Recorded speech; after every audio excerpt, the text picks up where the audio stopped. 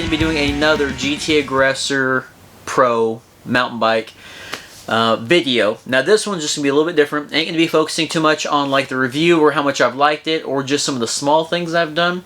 But this one's going to be on some of the big stuff I'm going to be doing. So I got a longer stem. Now the stem that I got is a 35-degree angle. So the one that did come on the GT Aggressor before is a 10-degree angle. It's just about flat out right in front of you. I got some new handlebars. The handlebars are 720 millimeters, which equals out to be about 1.5 inches or 1.25 inches longer than the original GT Aggressor handlebars that I had in the past before I cut them down. Now, I know what you're thinking. I was so big and hell-bent on cutting down the handlebars. And I wanted to cut them down because every time I was on the trails, it just seemed like I was trying to finagle through trees, and I was just having such a hard time with being able to handle and shift my weight properly, and I would just like clip a tree, and the trees were like this in Arkansas, and there's really no area to go between them. So I'm going to blame it on I was blaming it on the trees. But really, I think in all, I'm not a professional, I think in all, I just need to be a better mountain biker. I got some hydraulic brakes. Now, hydraulic brakes, they don't get a bunch of crazy praise on the internet as far as a bike that had cable brakes or manual brakes and is now going to hydraulic brakes. So I guess what it mainly is when it comes to cable brakes, I guess there's more, I don't know, you can go really, really tight with it and it's not as responsive because there's a little bit of give in there with the cable, as opposed to the hydraulic brake. It's more responsive and you can just brake tighter and it locks down harder on the caliper when it's locking down on the disc. It just has more force, so I guess it just helps out with the braking power. I got them on Amazon through JG Bike, and these brakes here were pre-bled and the mineral oil, everything was already all in them, and they were just good to go, pretty much an exact fit.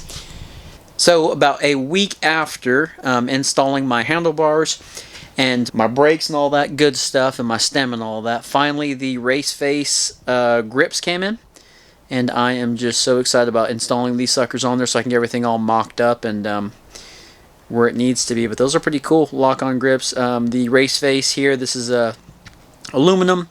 It's got the little bolt in there, and the thread is you can't really see it on that one, but the thread is Loctite on there.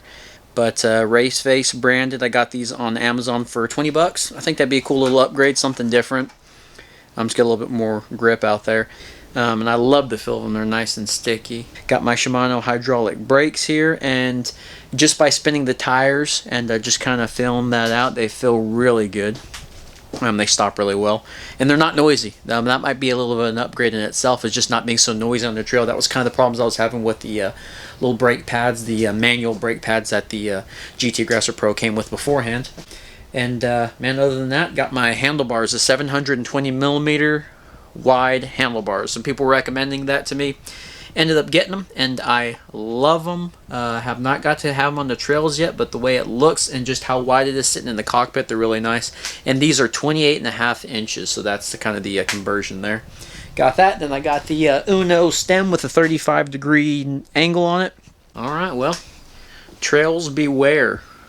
I will be out soon. I hope, if this Arkansas weather can kind of calm down a little bit.